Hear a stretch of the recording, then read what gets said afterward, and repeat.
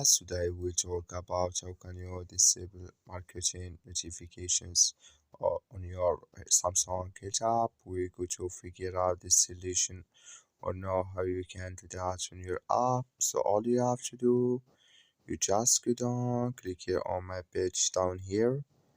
So then it's going to take you to this list. Then all you have to do, just go above this sign, click on it. Then it's going to show for us a list like this, and you click here on settings.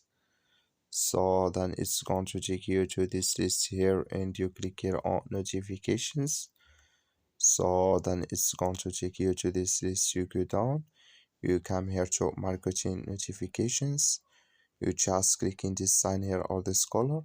Like you see color, it's gone. That's mean marketing notifications disable with us now. That's all you have to do. Thank you for watching. Don't forget to support us by like and subscribe.